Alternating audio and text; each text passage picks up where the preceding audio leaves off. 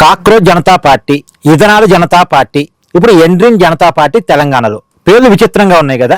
ఒక్కొక్క పార్టీకి ఒక్కొక్క నేపథ్యం ఉంది. ఇప్పుడు కాక్రోచ్ జనతా పార్టీ ఎందుకు పుట్టింది? చీఫ్ జస్టిస్ ఆఫ్ ఇండియా గారు సోషల్ మీడియాలో యాక్టివ్ గా ఉండే వాళ్ళని ఉద్దేశించి వీళ్ళంతా కాక్రోజులు అని పదం వాడారు. వెంటనే ఆ పదానికి నిరసనగా కాక్రోచ్ జనతా పార్టీ పుట్టుకొచ్చింది.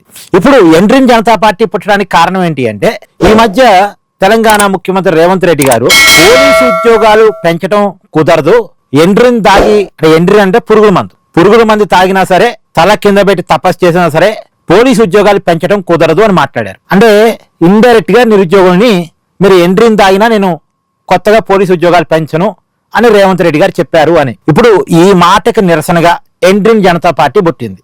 ఇప్పుడు నిరుద్యోగులు పెట్టారు ఈ పార్టీని, రిజిస్ట్రేషన్ చేస్తారట. రిజిస్ట్రేషన్ చేసిన తర్వాత పార్టీకి ఒక గుర్తు వచ్చిన తర్వాత, అంటే ఆల్రెడీ పార్టీకి ఒక గుర్తును సోషల్ మీడియాలో వైరల్ చేస్తున్నారు.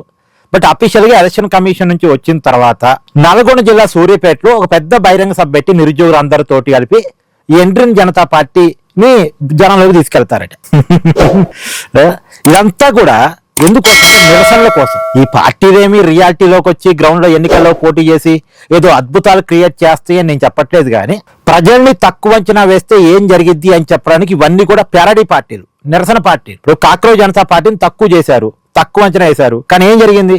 ఢిల్లీలో తమ్మేంటో చూపించారు, కేంద్ర మంత్రి చేత రాజీనామా చేపించారు. ఇప్పటివరకు మోడీ సర్కార్ మెడలు వంచడం కాంగ్రెస్ వల్ల కాలేదు, కమ్యూనిస్టుల వల్ల కాలేదు, ప్రాంతీయ పార్టీల వల్ల కాలేదు. నిన్నగాక మొన్న సోషల్ మీడియాలో పుట్టిన పార్టీ కాక్రోచ్ జనతా పార్టీ వల్ల అయింది.